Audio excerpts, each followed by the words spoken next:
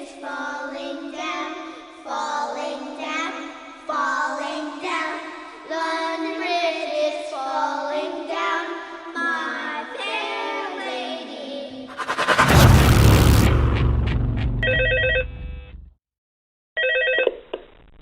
Hello? Hello? Well, if you're hearing this, then chances are you've made a very poor career choice. Hello, ladies and gentlemen. Welcome to Bill and Jaru Discuss Horror. It's, I think, been over a year since we last done this, and joined with me, as usual, is Jaru, of course. Hey, it's me, kids. I took up smoking, and this is just how I sound now. Ooh. You sound like Danny DeVito's character in Always Sunny in Philadelphia. Can I offer you an egg in these trying times? Happy to be here. Yeah, we're back, and funny enough, our last discussion, I believe, was the Five Nights at Freddy's discussion, so if you've seen the title of this video, yeah, we're talking about Five Nights at Freddy's again. Now, some could say we're kind of trying to cash in on the film. However, we're definitely months late for that, so we're just mainly talking about it because we just want to talk about it. Yeah, although, MatPat did retire, yesterday, so, we could say we're cashing in on that. There you go. Okay, PR, I will say, Perfect. we planned this 2 weeks before. In fact, no, we planned this ages ago. We're not... Look, it's sad MatPat's retiring, it's... it is actually genuinely sad. I was quite shocked to see that video. It was yesterday, wasn't it? I think so. Yeah, I was like, Christ, MatPat. It's like, YouTubers tend to retire all the time, but I don't know, MatPat's just like one of those icons you just would... people make fun of the guy, but when he's actually gone, people are like, oh, shit. But, starting this on a downer note, let's move on to, saying... I would... Okay, so Five Nights at Freddy 2. So, people, we talked about the first game, and I'd say, honestly, that game still relatively holds up pretty well in terms of a horror game. Now, yes, gameplay-wise, it's Baldi's basics, really. As in, it's just a basic gameplay. But I think the setting of it, the dark humour that was with the phone calls, yeah, and even the animatronics' personalities, I think, is what made the game really memorable. Yeah. The original Five Nights at Freddy's is a very solid, simple indie game. When you look at it through the lens of, just the context in which it was released, it was quite good. Obviously, now that the franchise has exploded into this much more major thing, it's tempting to compare it to larger scale horror games, but I think within the context of what it was, FNAF 1 is quite good. Yeah. Now, but then this came as a shock to me, which wasn't this game released the same year as the first game? Or relatively in the same year, I'm pretty sure the first game released nearing the end of 2013, and then I'm pretty sure this new one came out in 2014, but it was less than a year it came out. Yeah, if I recall correctly, yeah, they both came out in 2014. Yeah. In fact, no, they were within the same year as each other. Yeah, and now I will say, the build-up to this game, I thought, was really well done. I'm not sure... I'll try and find the images when I'm editing this video, which I'll put it on screen for people. Yeah, some of the advertisement for this game was pretty good. So, Scott Cawthon, kind of underrated. When he used to tease the next game in the franchise, he would have a webpage go up, he'll put an image of the characters, and sometimes he'll hide something, either in the shadows, maybe there's a riddle or something like that. He did that a lot for the third game, which I really liked. It was always like... That's where a lot of the theories came from, what could this mean? Oh, I don't think anyone expected what Five Nights at Freddy 3 was going to be from all the hints. But yeah, the trailer that he released was... Oh, terribly sorry. The trailer that was released for announcing FNAF 2 was also quite good. Very hype building at the time. Yeah. It's a good thing as well, because Bonnie was in that trailer, there was this nice little tease. But the other thing as well, the way they teased Bonnie in the image, you see the original one with his face ripped off, and the newer one, almost eerily peering at Bonnie. And it said, out with the old, in with the new. So people were me thinking, oh, What could this mean? And then, like you mentioned, the trailer came out, and we got glimpses of what the newer animatronics seemed to be about, and what the older ones were doing, and then Foxy decided to hug the cameraman. Yeah, indeed. Now, I'll be honest, that jump scare never got me as a kid, and it still didn't get me when I was watching it before we recorded. Now, we are going to get to each of these subjects in time with this, but I'm relatively in the minority when I say this, but I think Five Nights at Freddy's 2, aside Security Breach, is actually the worst Five Nights at Freddy's. If I was to tell you of the original quadality, before, sister location, I'd say this is the worst one. And I'm in the minority when I say that, and I'm like, really? I thought I thought many people didn't like this sequel. I think it's probably more popular to put 3 at the bottom, but I do agree that like number 2 and number 3 are a step down from 1 and 4. I will say I do like 3, but we'll eventually get to what I like about that. Now, of course, do I like 3 over the first one? No. But okay, you mentioned 3 is considered the worst one. Really? Like, what people say. That's surprising. Yeah, every time I hear people talk about it in retrospectives and things like that, they go back and they're like, yeah, well, in night 1, you do nothing. You literally, there's not even an animatronic. And then the rest of the nights, there's just one animatronic. And like the main gameplay concept they didn't quite like, namely how jump scares you're just going to get jump scared. Whereas in the other games, you only get jump scares if you messed up. If you did something wrong, you get punished with a jump scare. It's like, oh, you die. Right, well, whereas in FNAF 3, you kind of have to get jump scared. Alright, well, we'll save our criticism for the third one another time, but funny you bring up jump scares for a second. I want to talk about things I did like about this game. Before people, I see you about to hit that dislike button. Hear me out, because I'm not saying, oh, this is the worst game ever. Ride to Hell Retribution still exists. Walking Dead Destinies exists. I nearly pre-ordered that game. I will shamefully admit, I nearly pre-ordered that game. But as soon as I saw YouTubers playing it, I was like, nope, cancel my pre-order. I'm not buying that shit.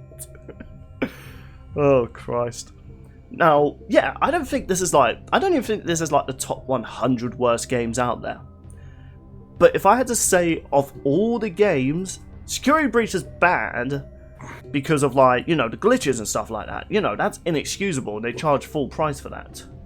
This game I can kind of forgive. One, I played off Game Pass, so I can't really be mad at a game I basically played for free. But that's not to say there aren't good things in this game. So first of all, let's kind of do what we did with the first game, like when we reviewed it. So, the opening to this game.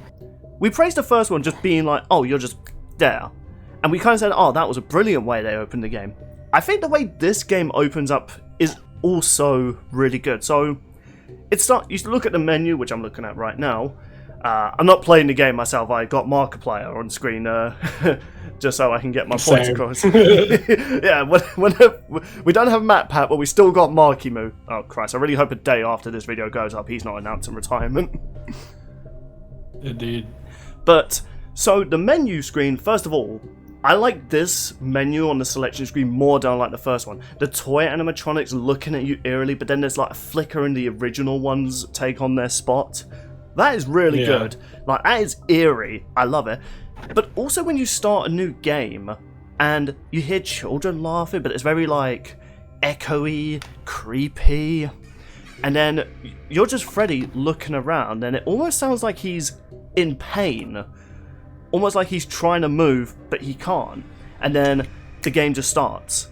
And you're just left wondering, like, what was that? Yeah. So, if there's one thing I can also praise about this game, the mystery of it. Because, yes, I mean, if you know about the twist, which we'll get to eventually. So it's a sequel, you've got to do something different from the original. The original one had the premise. And a sequel needs to, like, step it up. Like, what do you do that makes people want to play this? And it's the mystery, I think, of the second game that really grips me. Apparently Jaru's phone agrees. Oh yeah, sorry. Duolingo's hunting me. Sorry. Continue.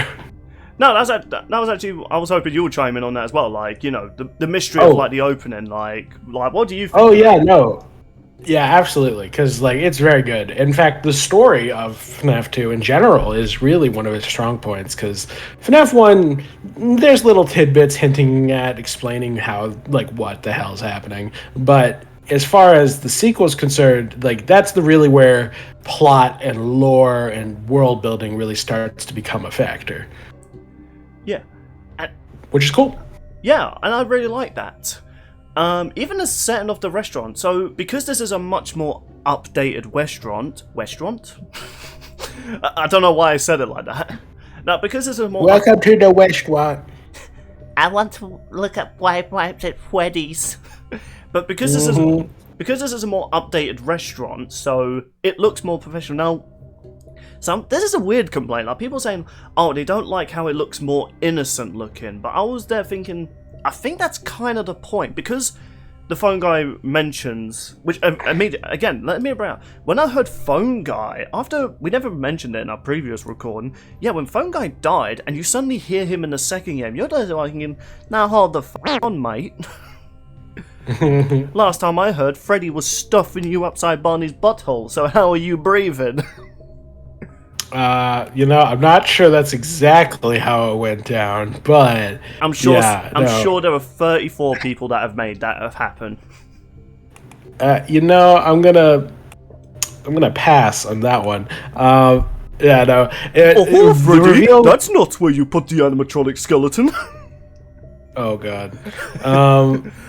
But yeah, no. The reveal that the phone guy's still there and that he's talking to you instantly injects an element of mystery into the plot where you're like, okay, how are you here? Are you a fake version of the phone guy? Are you a ghost? Are you a clone? Like, what's happening? There's clearly something amiss. So it gets the wheels turning right out the gate. Yeah. The other aspects are so the phone call that he first gives you on your first night, you know, typical like, welcome to Freddy's, blah blah blah, please don't stuff your head upside Barney's butt.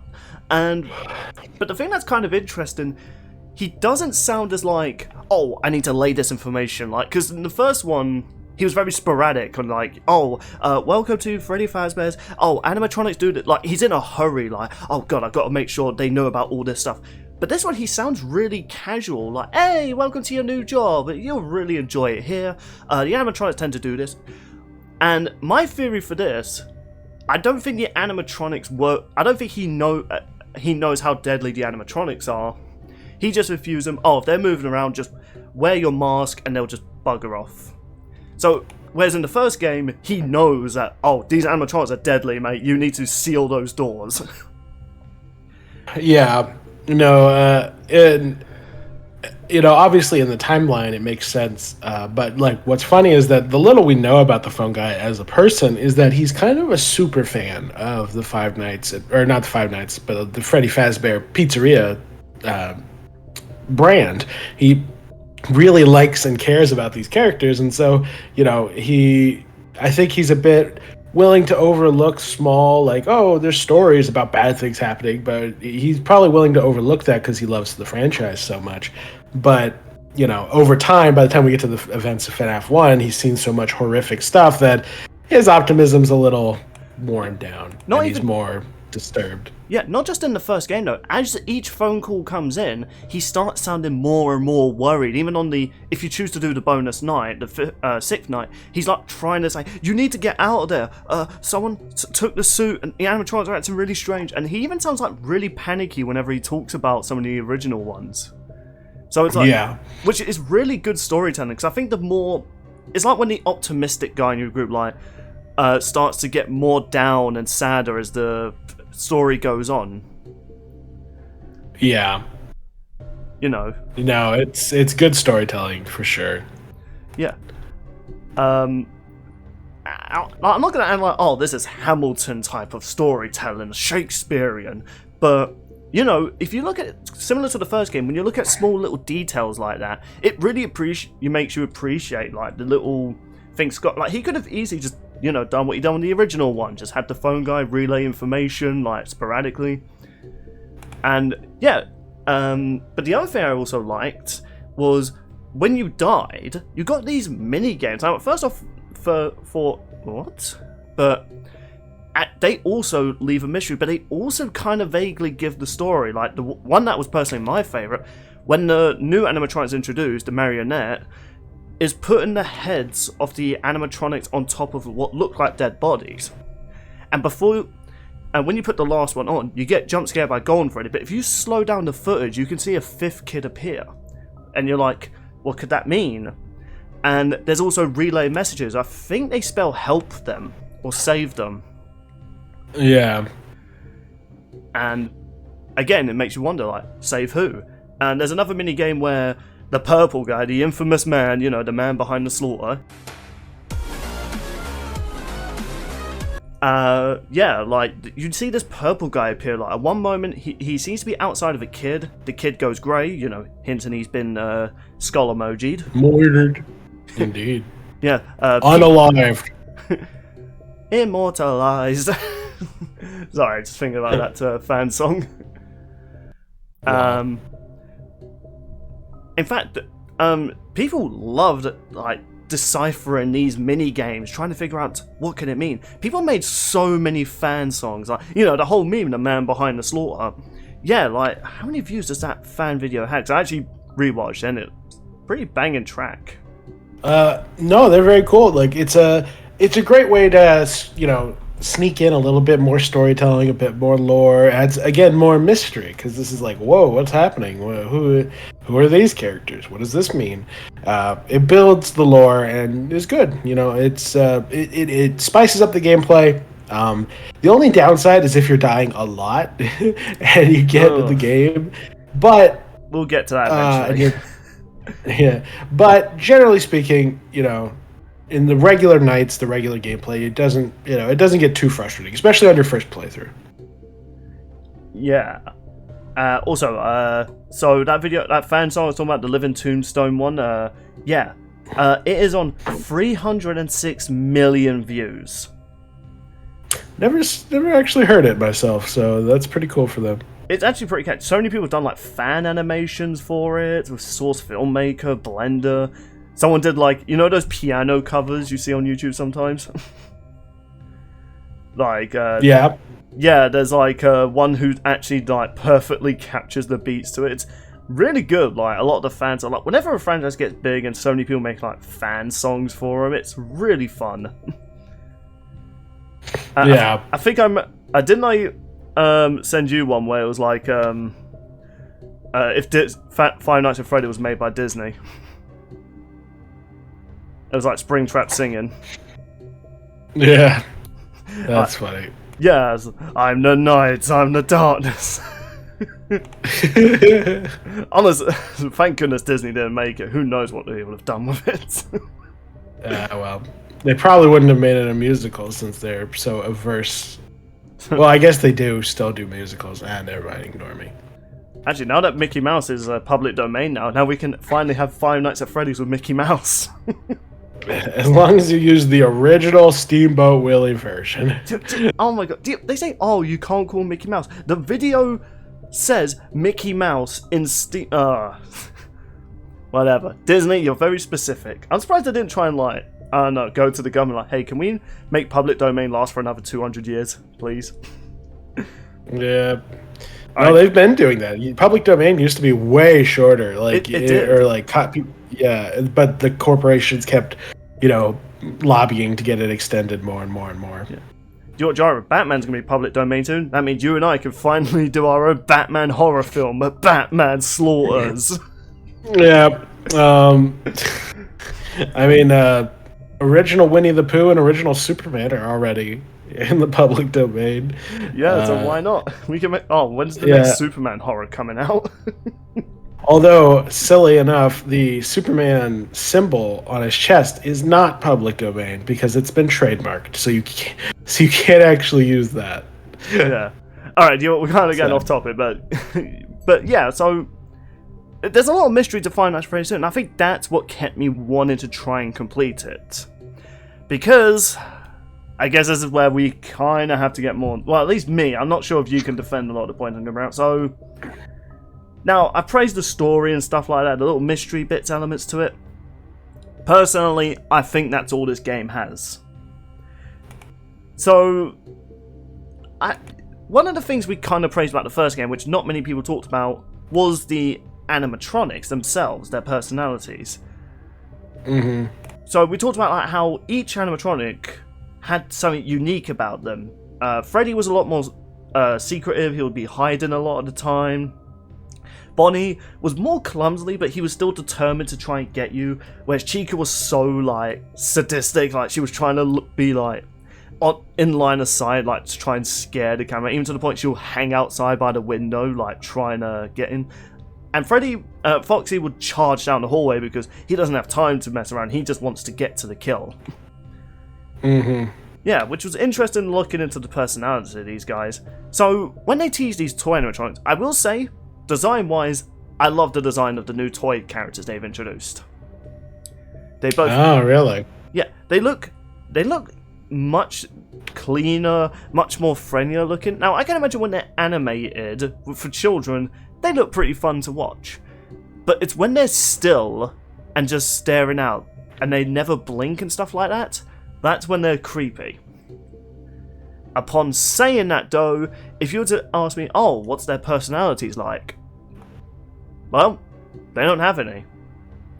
Like, even in all the camera shots that you look at these characters, they're doing almost the exact same thing. Like, oh, what does Bonnie do? Oh, he stands in the open. What does Freddy do? Oh, he stands in the open. What does Toy Chica do? Oh, she stands in the open, but she takes off her beak. It's like, oh. And in fact, that's the thing I've kind of questioned, like, why is this... Like, when Toy Chica makes her eyes go, like, black, I think that's pretty good. Like, that can make her creepy. But her taking off the mouth, she just looks too goofy to me. Yeah, I mean, I'm not opposed to the mouth thing, but I do agree that they very much lack personality.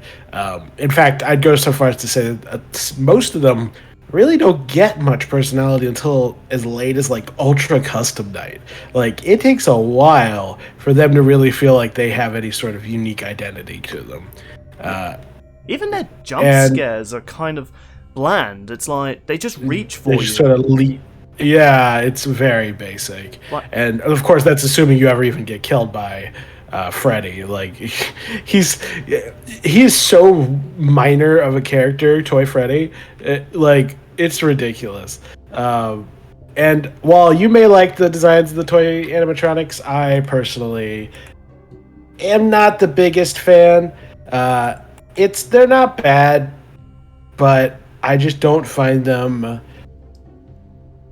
They just feel like giant action figures rather than animatronics. So they just don't quite click with me.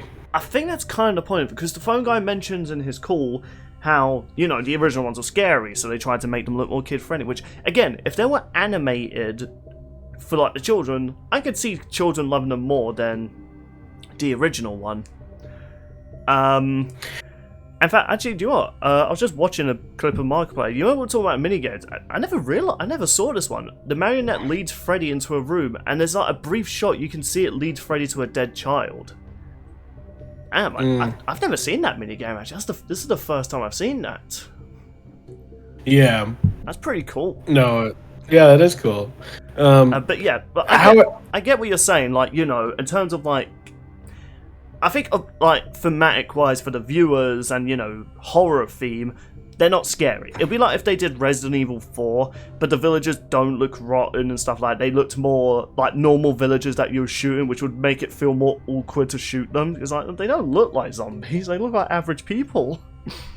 Yeah. Whereas... It's just that the horror aspect of animatronics is that you have these uncanny things that are trying to look like they can move and that they're alive, but they feel weird and uncanny and dead. Like when you look at classic like Chuck E. Cheese animatronics, like they're very disturbing looking. But that vibe is very much lost with the toy animatronics. They just sort of feel like toy robots. Like they don't quite have the same appeal that I think the original animatronics had. I don't know. I think Like, obviously, you know, when they're in the camera shots, they don't look scary. I think that one shot, though, when you see them on stage and they're just sat there just staring out, I think that's pretty creepy. I am a bit annoyed they didn't try and recreate, like, that really famous image where all the animatronics from the original are looking into the camera. It's a really rare thing to happen. It happened to me on my playthrough. It was creepy when Freddy, Bonnie, and Chica were staring at me, but they didn't really utilize something like that. Or Scott didn't utilize that similar thing for this. And I think that goes to my next criticism. They had way too many animatronics in this game. Like, way too many. Like, okay, so a nice little Easter egg. Well, it's not really an Easter egg, it's a feature. There's a camera in the storage room where it shows where the original animatronics are. That's pretty cool. I do like that. And it is cool when they start moving and stuff like showing, oh, we're also a threat. But I think that becomes a problem when they're working alongside the toy animatronics. Because, now the idea of, like, you know, each time you progress in a horror game, the threat becomes more threatening and stuff like that. Like, I brought up Resident Evil 4. When you're in the village, you're dealing with, like, zombie villagers, really. Like, they're a threat in a group, but as you keep progressing through the game, you get better weapons to the point, they're kind of like the grunts from Halo. They're not that much of a threat. So Resident Evil step it up. They introduced zombie wolves, they introduced El Gigante. Then when you leave the village, you're introduced to, like, these cultist group that have armor, and they have these knights in, like, these parasites in knights. And that works because you're dealing with a much more threatening foe. But now trying to imagine Resident Evil 4 just throwing El Gigantes, villagers, zombie dogs, and night parasites in the castle. I mean, there's probably a mod that does that, I'm certain.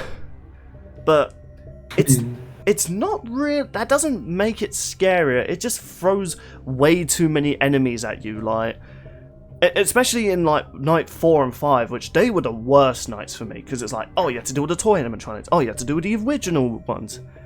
And Foxy's mechanic, I do like he's different of the toy animatronics. But you know what, that actually goes into my next problem. Now, the animatronics in the first game, they all had different ways how you countered them. Bonnie always attacked from the left side, so you always had to be careful of that. Chica attacked from the right side. Freddy also attacked from the right side, but he was more hidden, and it wasn't until you heard his laughter, that's when you had to be like, shut the door. Bonnie would charge down the hallway, giving you only a few seconds time to shut that door. They both have similar ways to counter each other, but that how you deal with them, while same method, requires different timing and stuff like that. But, oh, how do you deal with the toy animatronics? You put on a mask. How do you deal with the withered one? You put on a mask. So, but toy Bonnie, withered Bonnie, exact same way how you deal with them. And they even come through the same way. In fact, Freddy, especially withered Freddy, who was dark, he hid in the shadows. He doesn't do that in this game. He just... Yeah. In fact, he sometimes just stands out, just looks at the camera like, hey. Like, he's not like all creepily looking, does he? Does he make his eyeballs go dark like he did in the original? No, he's just there like, hey, I'm gonna head over to a Subway. Do you want anything? Yeah, no, and like that's actually one of my main critiques of FNAF 2 is that a lot of the, like, coolest parts of the original game are kind of lost, especially, like you said, with the original Freddy. Because in the original game, Freddy's the scariest animatronic. Like, because he's always in the shadows. You only ever see his eyes until he gets to you. There's also and so, like, that was... Yeah. And it's like, that was cool. That gave him something that was unique. It was what made him, you know, justifiable as being the star of the show. But after that, he just sort of becomes another member of the crowd. He has no unique mechanics. He has nothing that really makes him stand out. He's just, hey, it's me. I'm gonna get you. And it's like, there's like one or two shots where his eyes are like glowing in the dark the way that they used to. But they're few and far between. And even in order to see them, you'd have to be flipping through the cameras, which you have no real reason to do in FNAF 2. So, yeah. And well, even then, like, obviously the first game, some people might say, oh, but the first game was like that when you realised Foxy's mechanic. Yeah, but during your first few nights, if you spent your time looking for, like, Easter eggs and something like that, you'd learn about the characters' personalities. In this game, though, if you like, I've looked at the images before we were doing, because I was very curious. Like, oh, is there like any creepy look Bonnie? Like, do you remember that really famous Bonnie image of his eyes blackened in the storage room? He's right at the camera. There's nothing like that. Oh yeah. Oh, actually, no. Yeah. There was one. Toy Bonnie does it, but he's all smiling, and he's just his eyes are like, it's like he's tired. It's like, that's not scary, you know. Especially since you have to flick the lights on just to see him. You just see, it's not scary. But what about the animatronics that do have unique functions and unique mechanics to deal with them? Well, let's talk about Foxy, for instance. Now, in the first game, I don't think he was amazing, but there was that little, he's run down the hallway, you know, that was that really creepy image of him sprinting down there. You know, that's like, if you don't react quick enough, he's going to get... And something I don't think we brought it up, if you shut your door just on the right time, you can hear his, like, hooks hitting the door. Which I think's really cool. It adds to that tension, like, he's bashing on the door, like, that desperation to get in. In this game, though, he's just standing at a hallway and... Okay, I guess this is a good way to also combine talking about the gameplay mechanics, because... People praise this game for, they got rid of that stupid door mechanic. I think as though they actually removed more content for like how you survive than added in this game. Yeah, it's the main thing that gets added is the mask mechanic, but the issue with the mask mechanic, especially in the later nights, is that it becomes purely a game of reaction speeds. It's, can you flip up the mask quick enough once you know there's an animatronic there? It's RNG. It's RNG. Yeah. I got into a mechanic, this was on night 5, I realised it, where the moment I come off the camera, I immediately hit the button to put on my mask. There would literally be like a flicker of the light. I'm like, okay, I was like super fast on that. I'm dead anyway. It's such bullcrap. And it's just a worse mechanic of the door one. From the first one. Yeah, there are advantages to it as far as horror is concerned. Namely, you know, you have to sit there and wait and watch and hope that the animatronic doesn't murder you. And, like, that's not terrible conceptually. But the issue, of course, is that it's any mechanic that consists of sitting there waiting and just hoping that you don't get RNG'd to oblivion is not as fun. It gets to the point where FNAF 2 is it's not even recommended to rely on reaction speed. It really becomes a game of you should just flip up the mask every time you come back to the desk screen, because chances are there's going to be an animatronic and you don't want to get murdered by it. So it's like it's just not as satisfying of a gameplay loop. And again, you know, like you said, there's so many animatronics, and most of them do the same thing though. And that's the annoying part, is that even though there's so many animatronics, they don't have unique mechanics. They're all just a bunch of goobers who show up, you put on a mask, wait for them to go away. And the only variance is the puppet, and the puppet sucks. Yeah, the marionette gimmick I hate is one of the worst things in FNAF. I feel as though the marionette was at, like, the mechanic for that character. I'm willing to believe that the character-wise, it was planned. Scott either just didn't know how to do it, or he just made a really bad mechanic to introduce. It felt like a last-minute thing.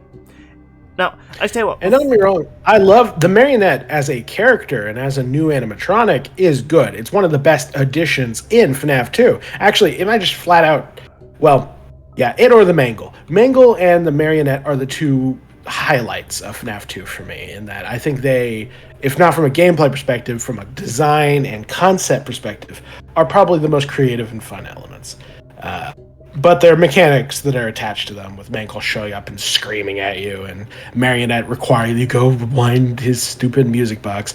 It's not great. That only gets faster and faster overnight, which doesn't even make any sense. Like, why? Why is this winding down fast? Are you tampering with it? What's happening? We'll get to Mangle and the Marionette soon, because I do want to talk about it. There's some pros, but I think there are also some cons to them. But, you know, this is the main thing I see people saying, like, this is a survival horror game. I don't think it is, because I think this game actually takes away the survival horror element. Now, if people wonder what do I mean by that, I need to explain what survival horror is. It means how do you utilize your limited resources. Take Amnesia the Bunker example. That is a survival horror.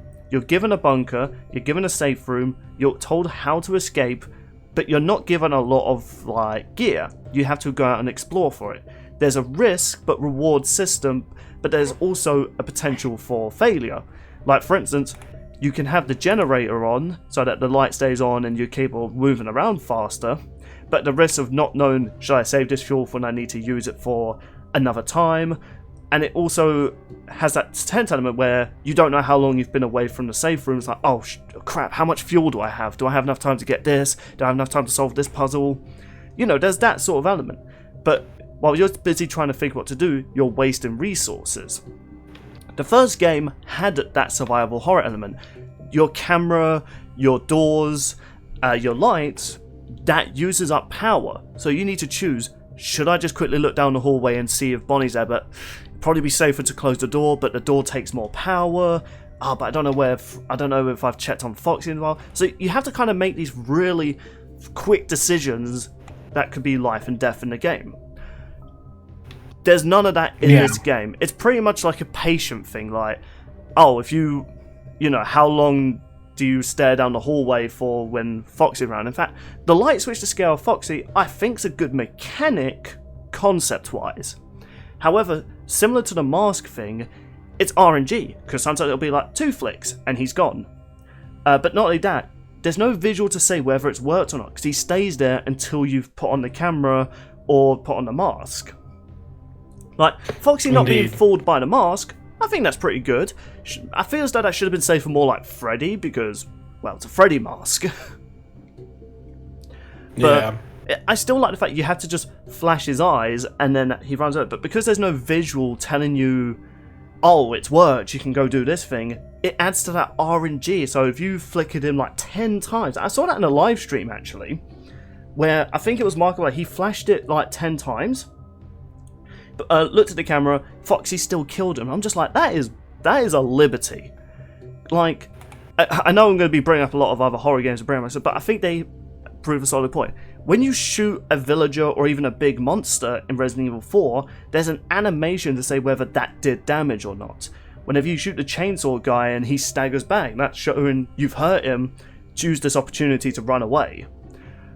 Even with El Gigante, if you manage to damage him enough and he will like shake his head, he'll cover his eyes, you know, it shows like an animation of like, oh, it worked. And before anyone says like, oh, maybe Scott couldn't do animation, okay, if he can make so many animations for when the animatronics are like jumping at you, he could do a little animation of Foxy like covering his eyes and running away. The hallway's dark anyway, it's not like he has to animate him opening a door, just walk to the right. And he already has the mechanic of the flashlight going on the blink, so he could easily just have it be that, oh, when it works, the flashlight will glitch out, and then when it comes back, Fox will be gone. Like, there's plenty of ways to integrate it that didn't rely exclusively on animation, so it could have been a more, yeah, like you said, it could have been more feedback, whatever, with the mechanic. Yeah, because I feel as though, I think that's a good summary of a lot of mechanics in this game. Concept-wise, I love it. Execution's awful.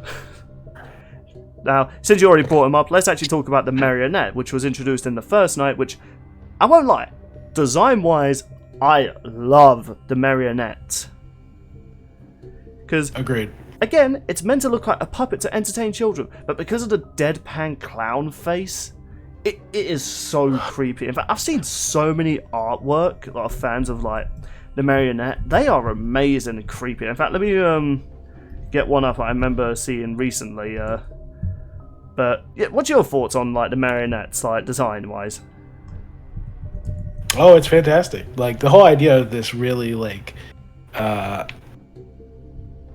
like this really creepy, like lanky, just super tall thing that flies around on strings is super unnerving. Like, it's completely different from all the other animatronics, and that's what makes it memorable.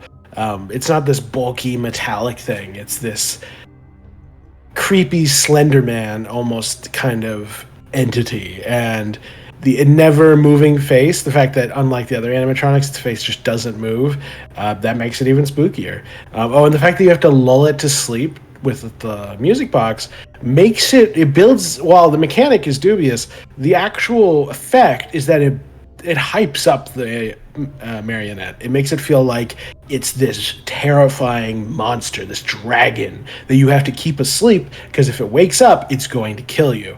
And it's like, that's really cool. That's a cool way to build up the hype of a monster. So conceptually, the marionette is quite cool. I quite like the marionette. Yeah, like, here's a fan art I found of it on Reddit a few weeks ago. This is creepy because it's both like angry, but it's also just creepy. Yeah. Now, apparently the lore of the marionette got revealed even more in the novels and stuff like that, which was pretty cool. I remember in I think it was the Pizzeria Simulator one, where there's like this animatronic you can get, but it turns out the marionette is disguising itself inside of it, and there's like a little animation where you can see it's like tentacle, like it's little puppet legs coming out, which I haven't seen that, but if that is the case, that is actually kind of creepy. Oh yeah.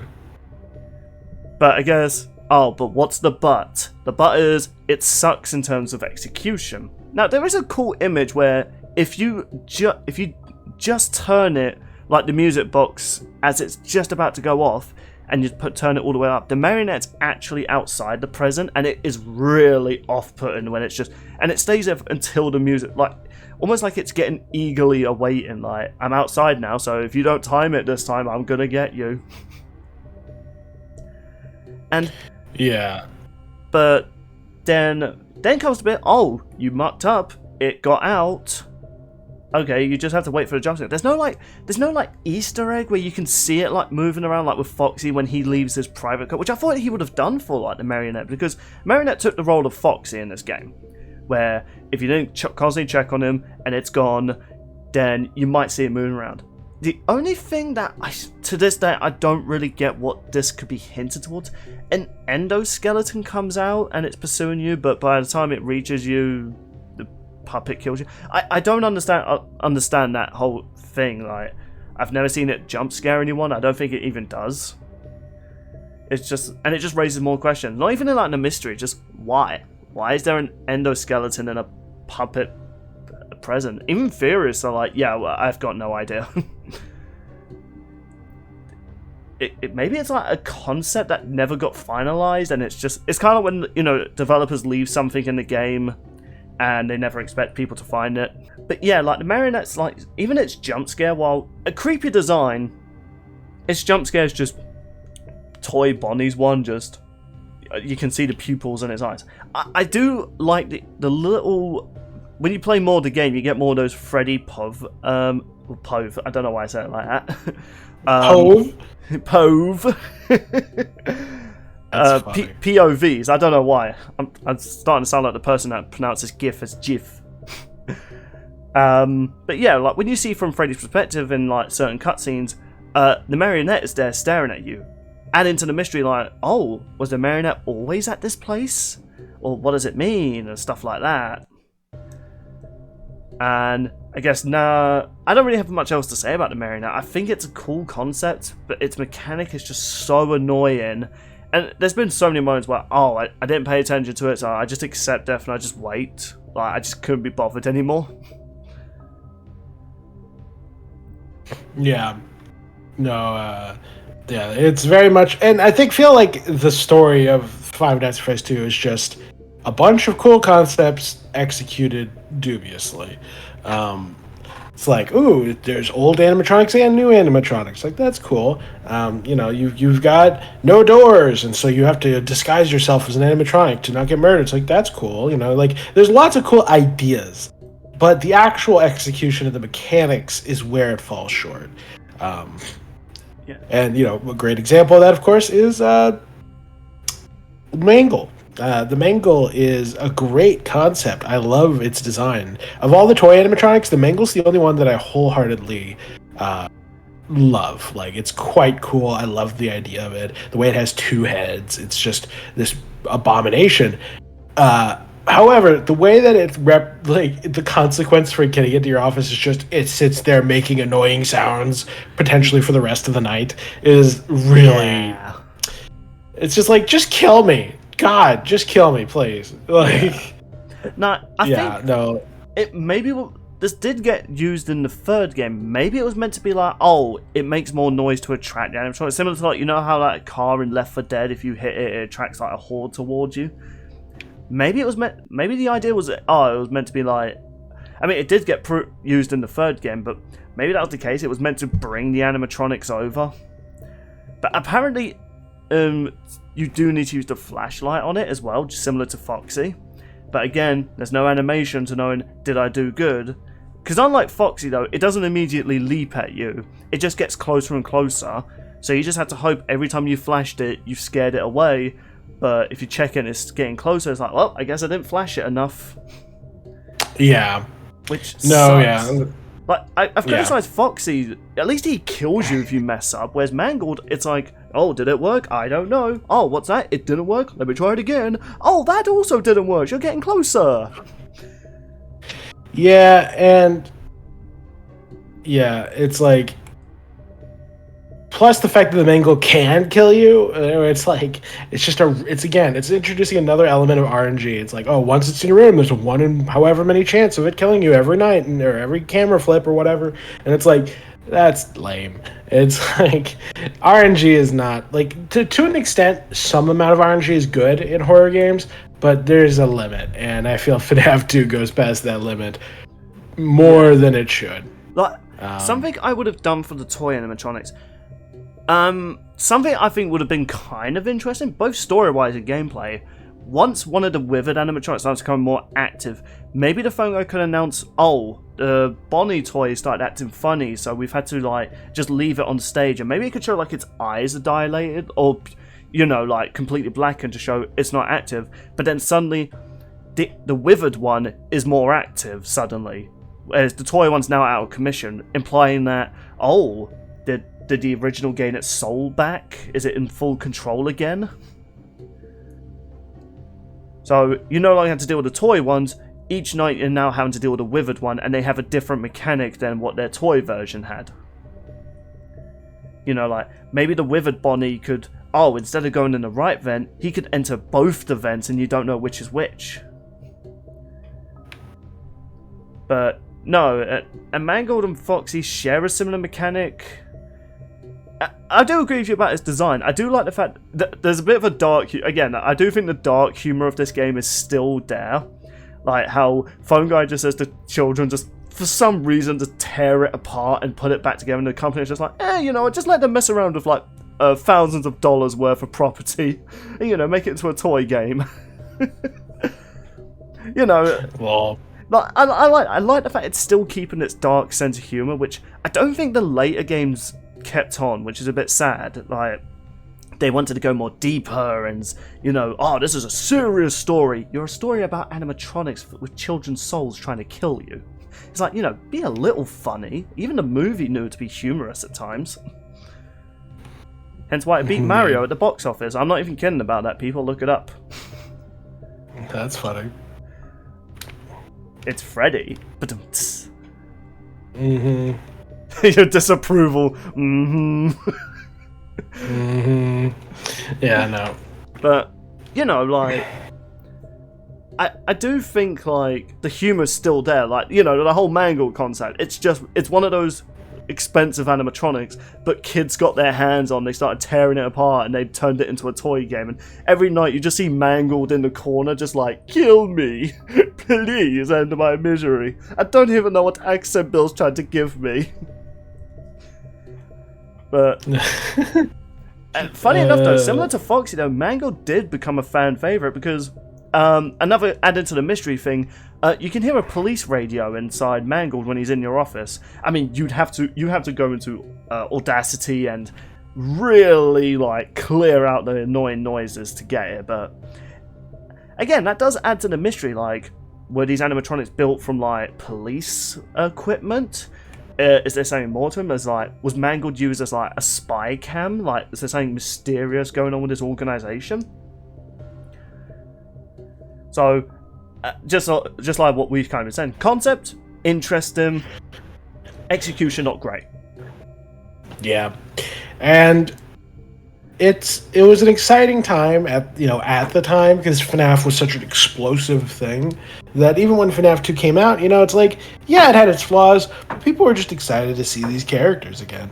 And of course, the reveal that this was a prequel was cool, and helped flesh out the world in more interesting ways. It also had to it explained one of the mysteries, like what was with Phone Guy, why is he alive? It's like, oh, turns out he's not dead yet. And it also explained, they kind of foreshadow it as well with your payment, because you got paid less money, which could have been seen as like that dark humor, like, oh, we're new and improved, but you're being paid less.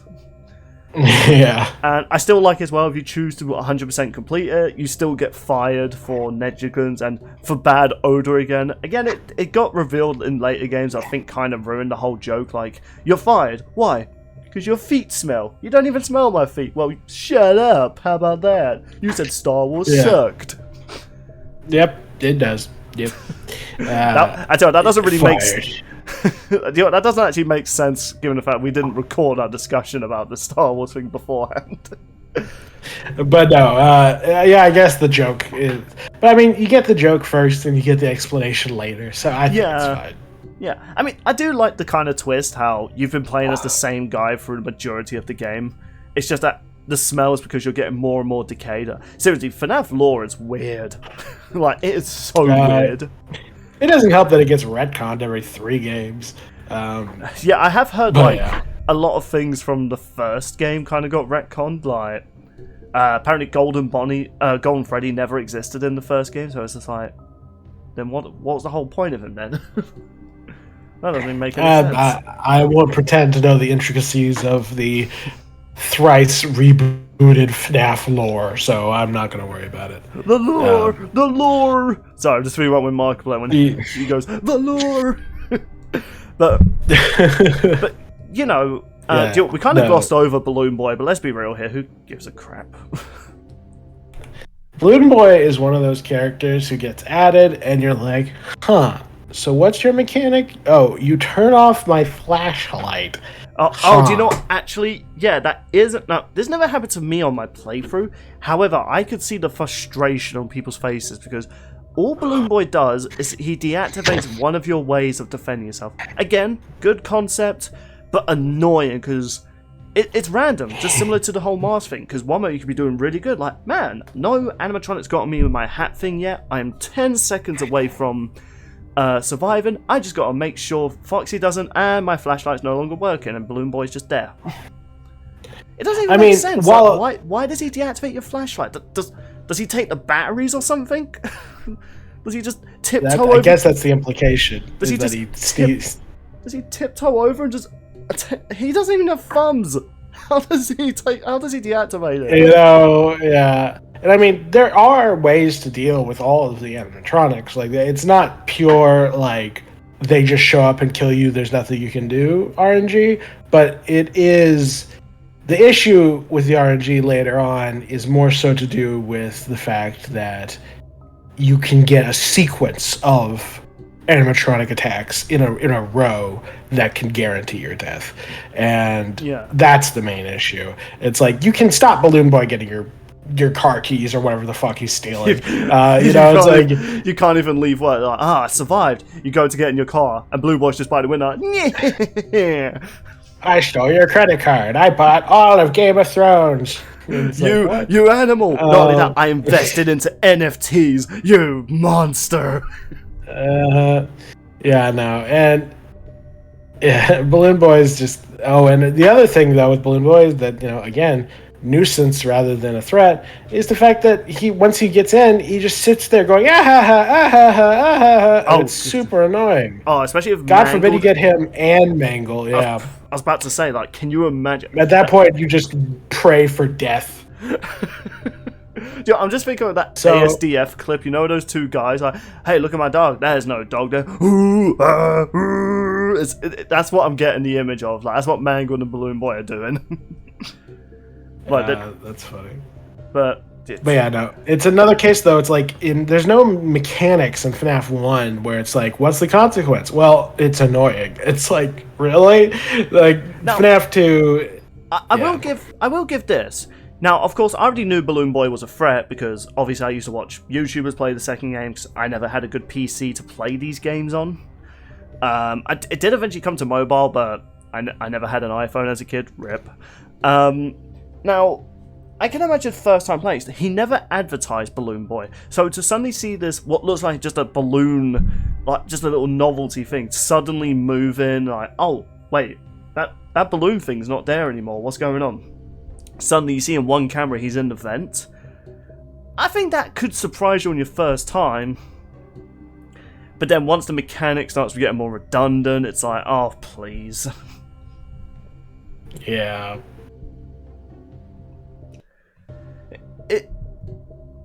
Now, I guess, yeah, now I suppose we should actually talk about the twist more. We kind of already brought up, but yeah, this is a prequel, which it does actually kind of foreshadow, like, okay, so these toy animatronics were the replacements, but evidently something has happened where they had to get rid of these and just go back to the originals. Which does get further explained in future games, but that was always, that really interested me, because it was like, you don't know what they've done with these toy animatronics. It's like, did they sell them? Did they demolish them? Like, what did they do with them? Yeah. But the thing that I do not like about this twist, though, was when you got those cutscenes with, like, Freddy looking around at Chica and Bonnie. Bonnie and Chica would be looking at him eventually in the cutscene. Then the marionettes there. We never got a conclusion. Yeah, they had all those cutscenes where Marionette staring at you, you're Freddy and you're looking around, you're making these weird noises like you're trapped in a suit. Yeah, nothing gets resolved. Like, I mean, I guess it's a supposed flashback? Like, was the security guard Freddy? Was Freddy like, hey guys, was he doing like a Family Guy flashback? Hey guys, do you remember that one time we just stood in like a storage room and barely did jack? Yeah. Well, anyway. Yeah, it's one of those things that doesn't really get explained until the next game. So it's like, yeah. And I get so annoyed when people go like, oh, we get it explained in the third game. Why? Why do so many people defend that? Like, okay, I'm always down for cliffhangers. I'm not gonna be biased. Like, I'm always down for like cliffhangers. Even like, you know, I'm still a Death Battle fan. Whenever they tease the next time Death Battle, I'm always excited. It's like, it's either a new franchise or something like that. But now, here's the thing though, there's a teaser for these sort of things. Even Resident Evil 4's remake did something like that. So, when you complete Leon's story or Ada's, they tease Albert. So, all those mysterious phone calls she's been, well, mysterious if you never played the franchise. You know, those phone calls that she's making to this mysterious person throughout the majority of the game, we see who it is. It's Albert, the man who survived the Tyrant in the first game. And of course it teases he's going to be the next big bad. So, you know, it's foreshadowing what's going to happen. But we get nothing like that in this game. Like, there's no teaser of the marionette being a villain, there's no teaser of Springtrap, or even the purple guy. I think what would have been a great ending is that maybe once you're Freddy, the place is lightened up and the purple guy walks in front of you and just looks at Freddy and smiles. You know, like, oh my god, you're the guy from those mini-games. Yeah. Now, of course, I do always tell myself, this was done by one person. This wasn't like a team of AAA developers, not even AA developers. This was done by one person who done the work, who done the animations. But I would have liked a little tease of something. Obviously, I know there's a third game that explains all these little Easter eggs and stuff like that. But when your second game doesn't end with like some explanation, I don't want everything like spoon-fed to me. Like I like games that leave everything to interpretation, like the first game did. You know, like what does Golden Freddy mean? What do these symbols mean? What does the laughter of children in the background mean? But I would have at least, yeah, like if you said to me like, oh, like I want a reason to get the third game. Like if I didn't know where the franchise went beforehand, and And if it wasn't for YouTubers that were already playing the games, and they were like, and that was how the second game ended, I probably wouldn't be interested in the third one, because there's nothing enticing me to be excited. There's no tease of a next bad guy, it's just, and that's the end. Thank you for 100% completing the game, here's your middle finger, and no refunds.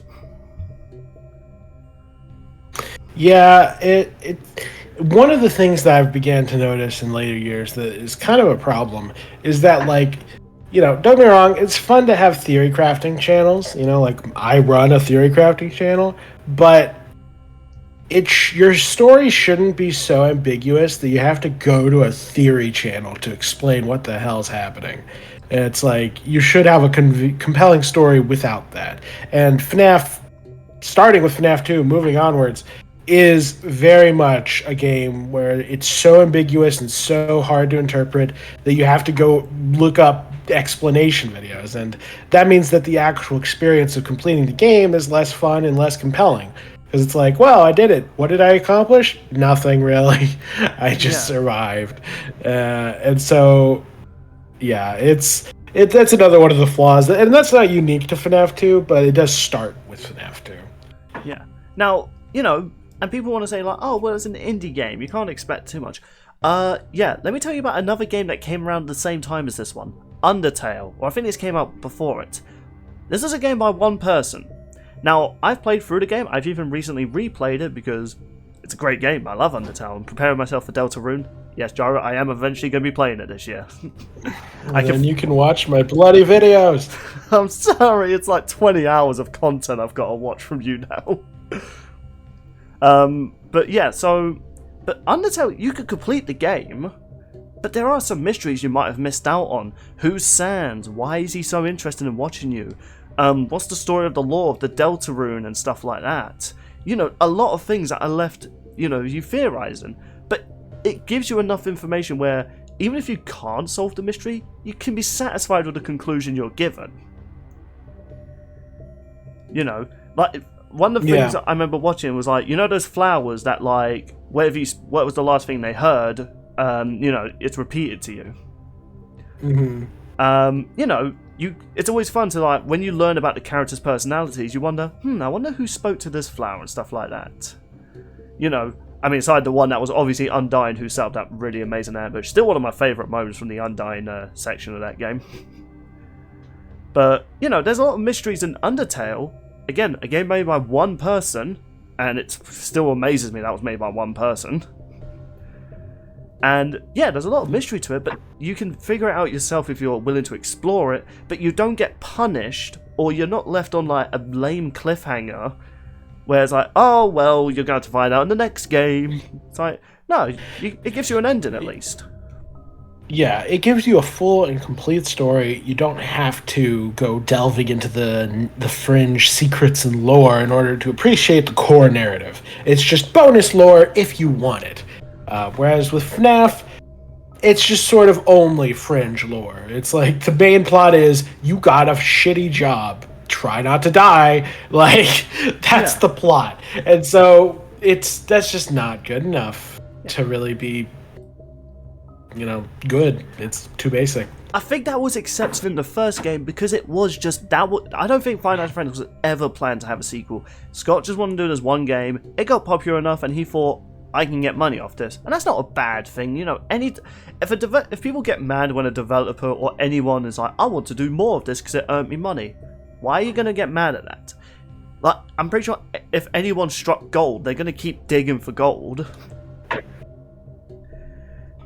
But I just think, you know, Scott was just so into the hype. He was like, more animatronics, take away mechanics people didn't like, rather than, okay, let's see what people didn't like and try and improve upon it. Like, some of the classic Resident Evils, like, people, while praised the original trilogy of the first 3 games on the PlayStation 1, there were things people complained about. They complained about the tank controls, they complained how it wasn't obvious when you'd shoot the enemies. So Resident Evil 4 came around and was just like, I got you, fam. They still kept tank controls, but they made it so it was still fun that you can play it, and they've just improved some of the annoying mechanics. And in later games, they got rid of the tank controls. It's now just an over-the-top shoulder game. But FNAF 2 didn't improve upon mechanics. It removed it, and then like, oh, well, now I need to add something here because now I don't have this mechanic anymore. Let's just add a lamer version of what I had before. Yeah.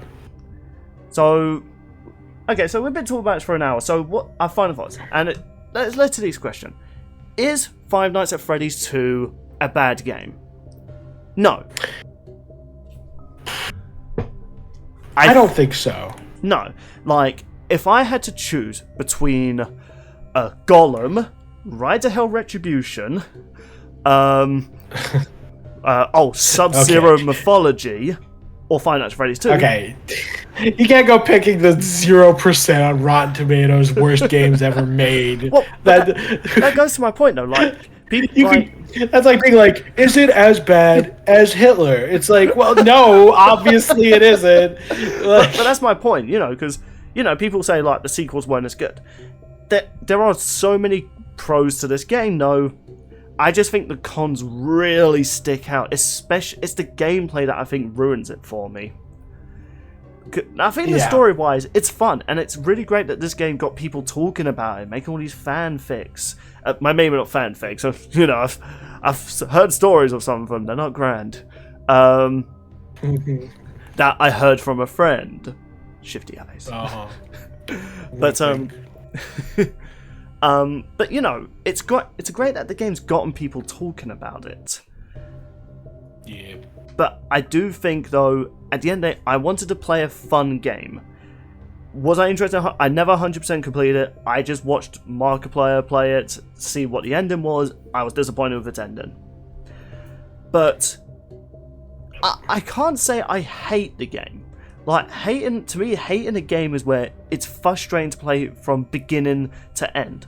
And I've played a lot of games that I enjoyed really well at the start, and it got a bit tedious or really annoying. Like, I did a recent stream of Jak and Daxter 2, which you should totally check out in the description below, people. I live streamed that, I had fun with it, but there were levels I was realising, oh, this one didn't age well, oh, this was annoying, or I was getting frustrated levels. But these are like few in betweens and stuff like that. And yeah, Night 5 and 4 I think are the worst, but I don't even know what is. It's not double 20 mode. What's it called in the new one? It's got to be like 10, right? Maybe no. In which FNAF 2. in FNAF 2? Yeah, I think it's 1020. 10. Oh bloody hell! Like yeah, but 100% completing the game is optional. You don't have to. You could just complete the game. And, people should be ashamed if, like, oh, I couldn't beat this game, let me look up the ending. Because I had to do that for Parasite Eve. Like, I had... My Let's Play ended with me reacting to another Let's Play because I was so interested in the game, I didn't want to just leave it. I couldn't defeat the boss. But yeah. I think people should give the game a chance because I'm in the minority when I say this. If you've never played a Five Nights at Freddy's game, give it a go. Maybe I'm just bad at the game. I'm willing to admit that. I still struggle with Bloodborne every time I start a new game, so... Yeah, loser. No. But no, yeah, and again, yeah, it's fine for a game to be hard. It's when something is unfair and lame that it's not fun. And the issue with FNAF 2 is that in the regular game itself, it gets really hard really quickly. And because the game is so harshly dependent on reaction speed, and there's such a heavy RNG element, that makes it not very fun. It's fine for 1020 mode to be obnoxious, that's what the point of it is, but the fact that the main game gets kind of annoying is the issue. Yeah, but, I wouldn't say this is like one of my favourite horror games, but I never came out of this game thinking, I hated this game can go to hell, hashtag cancel FNAF 2 on Twitter, or whatever it's called these days. But, it's one of those games that I've played it, I had some fun, I like the little mystery elements, I was pretty satisfied with it. I just wish there was some bits that were done better. It's kind of like how we thought about Code Veronica. Really good ideas, really interesting mechanics, it just did not utilize it well. Yeah. But that's my final say. Do you have one more praises or cons you have for this game? Overall, I will consider FNAF 2 to be a little bit of a step down from FNAF 1, but I think it introduced a lot of fun ideas. It came out quickly enough to keep things exciting, and while it may not have aged very well and it may not be the best horror game or even the best FNAF game, I think it was good enough for the era it came out in, and ultimately, for an indie game made by a single dev, it could have been a whole lot worse. Yeah, I can totally agree with that. I was trying to think of some very intellectual word to use, because comparing us both, I'm the dumb one, you the smart one. Bunga bunga. Yeah, I'm the bunga. Me smash, me do good. But yeah, so that's our thoughts on Five Nights at Freddy's 2, and we'll eventually review Five Nights at Freddy's 3 in 2 years from now, I'm pretty sure. Or, we just might review any other horror game that we're just interested in talking about. I mean, I still want to do the idea where we talk about Undertale. Like, I really enjoyed that game, I enjoyed replaying it, so... Yeah. Oh yeah, no. It's a very good game. Favorite game. Yeah. I'm still ashamed that it took me like 8 years to eventually play it. Well, you should be ashamed of is still not playing Deltarune. It's just 2 chapters. I'm sorry, but Resident Evil 4 remake.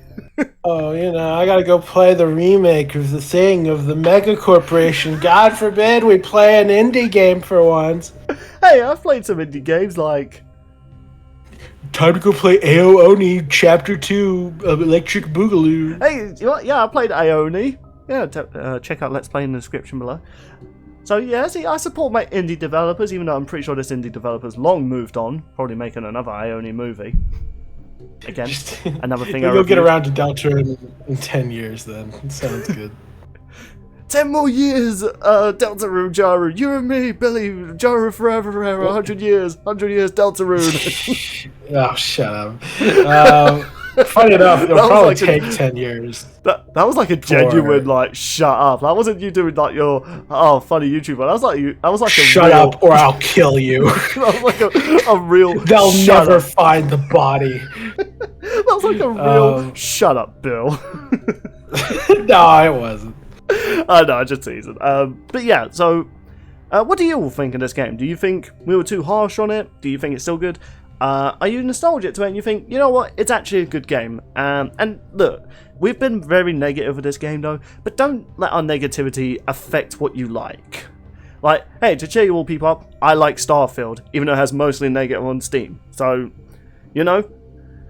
by all means, like, you don't have to agree with what I say. Like, I think it's more interesting if you talk with people that do have like different opinions on things, because it opens up like discussions.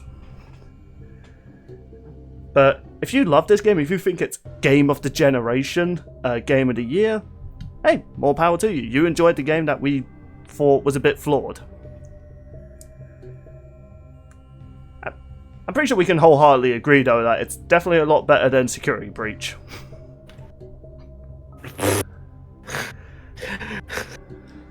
I don't know about that, actually. Okay, well, that would be an interesting topic if we ever discuss that game. But, yeah, with, are you pretty satisfied with your take on that? Yep, I'm pretty satisfied. Decent game, could have been better, could have been worse. Yeah. With all that said and done, do you want to see more discussions me and Jaru have done? We've talked about plenty of Resident Evil games by me holding Jaru hostage. He's like, please can we talk about Undertale? No, first Resident Evil Village.